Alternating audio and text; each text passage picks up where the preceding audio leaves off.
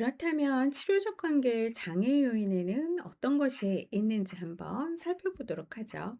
첫 번째가 부적절한 경계입니다. 간호사와 대상자 관계는 항상 모호해질 위험이 있다는 거죠.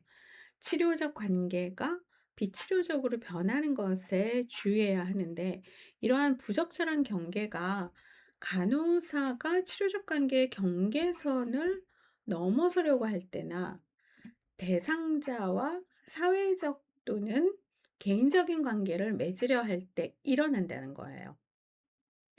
대상자와 치료적 관계를 유지하는 것은 간호사의 몫이지만, 간호사는 대상자를 따뜻하게 대하고, 하지만 그렇다고 친구 같은 관계를 유지한다는 의미는 아니라는 겁니다.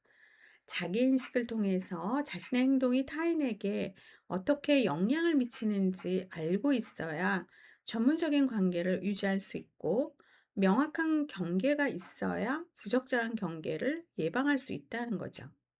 예를 들어서 간호사가 대상자에게 선물을 받거나 대상자에게 자신의 집 주소나 전화번호를 알려주는 행동은 윤리에 어긋납니다.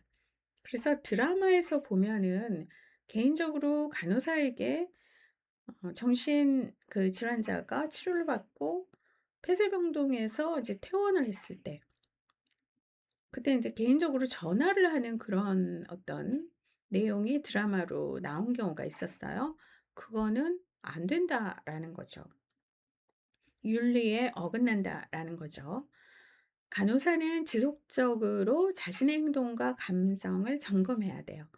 대상자의 관심과 요구에 초점을 맞추면서 다음과 같은 부적절한 경계 가능성에 대해서 항상 고려해야겠죠. 자신의 행위가 대상자나 가족을 침해한다는 피드백을 받았는지, 한계를 정하는 데 있어서 어려움이 있는지, 대상자를 친구나 가족처럼 생각하며 관계를 갖는지, 대상자에게 성적인 감정을 느끼는지, 자신이 대상자를 이해할 수 있는 유일한 사람이라고 느끼는지, 대상자에게 대상자나 가족에게 지나치게 관여하고 있다는 피드백을 받았는지, 다른 치료진이 특정 대상자에게 지나치게 비판적이라고 느끼는지, 다른 치료진이 자기와 대상자의 관계에 질투하고 있다고 느끼는지, 이러한 여러 가지의 어떤 부적절한 경계의 가능성에 대해서 항상 생각을 해야 된다라는 거죠. 두 번째가 동정과 의존심 주장이에요. 간호사는 대상자에 대한 공감적인 감정이 동정으로 바뀌지 않게 해야 돼요. 동정이라고 하는 것은 치료적인 공감과는 다르다고 했어요.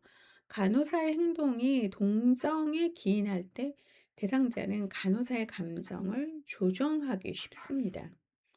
동정이라고 하는 것은 대상자가 자신의 생각과 감정, 문제를 탐색하고 성장하는 것을 방해하고 점차적으로 대상자의 의존심만 증가시키게 하는데, 대상자는 간호사에게 도움을 요청하는 일이 많아지거나 퇴행을 하고, 또 전에는 할 수 있었던 일도 못하는 것처럼 연기할 수도 있습니다. 이 또한 간호사가 대상자를 동정한 결과라고 할 수가 있고, 결국 대상자의 의존심만 키우게 된다는 거죠. 대상자가 간호사의 관심 정도를 자주 확인하고, 그 간호사가 없을 때는 해야 할 행동을 하지 않는다면 대상자가 지나치게 의존적이 되었음을 의미할 수가 있습니다. 자, 그러면은 이러한 때 간호사는 자신의 행동을 재평가하고 대상자의 욕구와 치료 목표에 대해서 다시 초점을 맞출 필요가 있습니다. 세 번째는 비수용성과 회피이죠. 간호사가 대상자의 행동을 수용할 수 없어서 대상자를 피하거나 거절하는 말이나 표정을 짓는다면 간호사와 대상자 관계가 위태로워질 수가 있습니다. 간호사는 관계 시작 전에 대상자의 행동과 배경을 알고 있어야 되고, 만약에 갈등이 예상된다면 동료와 함께 이를 분석해 볼 필요가 있다는 거죠. 이러한 감정에 대해서 표현하고 직면함으로써 대상자를 더 잘 수용하고 관계를 유지할 수가 있어요. 근데 만약 부정적인 감정이 계속해서 관계를 방해한다면 다른 간호사가 그 대상자를 담당하도록 요청해야 돼요. 대상자의 과거가 어떻든 대상자를 수용하고 긍정적으로 배려하는 것은 간호사의 책임이라고 할 수가 있죠. 네 번째가 전이와 역전인데 이 부분은 중요한 부분이죠. 트랜스퍼런스, 전이라고 하는 것은 대상자가 자신의 과거에 중요했던 사람과 관련된 감정과 행위를 무의식적으로 부적절하게 간호사에게 전달할 때 발생하는 것을 말합니다. 만약에 대상자가 당신은 나의 어떤 가족을 생각나게 해요. 라고 말할 수가 있어요. 간호사를 부모나 사랑했던 사람, 과거, 배우자 같은 대상으로 간주하면서 이에 따른 반응을 하는 것이 바로 트랜스퍼런스, 전이이죠. 그래서 치료적 관계에 방해가 될 수 있는 전이에는 적대적인 반응 전이와 의존적인 반응 전이를 들 수가 있어요. 이 적대적인 반응 전이가 내재화가 된다면 침묵이나 우울 등의 반응을 보일 수가 있고, 외재화된다면 겉으로 나타나면 반항이나 공격적인 반응으로 표현될 수가 있습니다. 또 의존적인 반응 전이로 나타나면 지나치게 순종적일 수 있다는 거죠. 반대로 대상자가 간호사와 함께 치료 과정에서 동기부여가 되어 있고 면담 과제를 완성하면서 자기 감정을 나누고 개방할 수 있다면 대상자는 긍정적인 전이를 경험하고 있는 것이죠. 긍정적인 전이는 다룰 필요가 없지만 부정적인 전이는 대상자와 간호사 관계를 위협할 수가 있기 때문에 탐색할 필요가 있어요.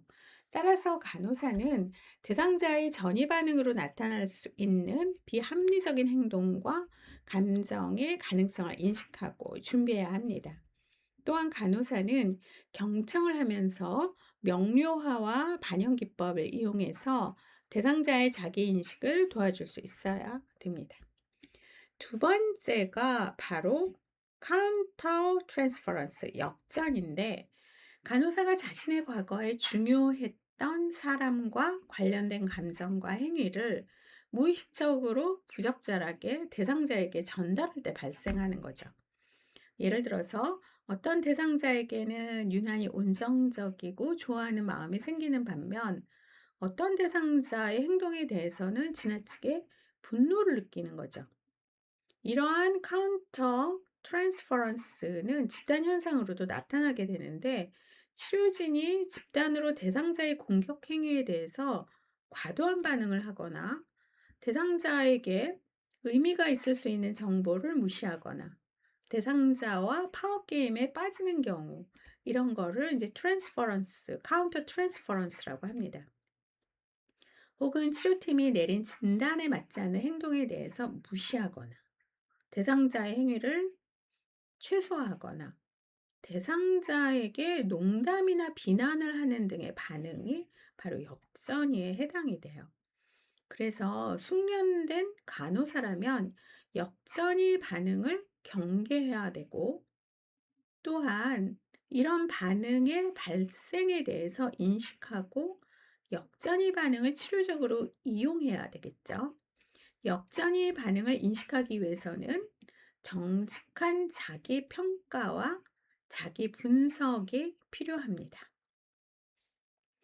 그 다음 다섯 번째가 저항이에요.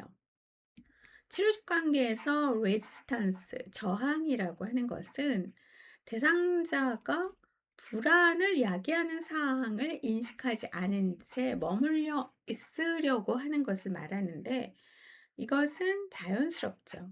그래서 언어화하는 것을 회피하고 변화하지 않으려는 현상입니다. 일반적으로 치료적 관계에서 어떤 단계에서 저항 행위를 많이 보일까요? 활동 단계에서 보입니다. 그 이유는 이 단계가 문제를 해결하는 과정의 주요 부분이기 때문이에요. 대상자가 저항 행위를 하도록 자극하는 상황으로는 치료진이 대상자의 감정을 지나치게 빨리 다루려고 한다든가, 너무 깊숙이 탐색하려고 할 때, 혹은 대상자에 대한 존중이 결핍되었을 때, 치료적인 역할 모델이 되지 못할 때에 이러한 저항 행위가 자극이 되죠. 또한 질병으로 인해 생길 수 있는 2차적인 이득이 저항 반응을 유발하기도 하는데, 질병의 결과로 대상자에게 유리한 환경이나 대인관계, 상황적인 변화가 일어나는 경우 대상자는 치료 과정이 진행되지 못하도록 저항 행위를 보일 수가 있습니다. 저항은 어려운 문제를 제기하는데, 이때 간호사가 해야 하는 가장 중요한 것은 경청이에요. 경청하면서 대상자가 자신의 저항을 인식하도록 도와줘야 합니다.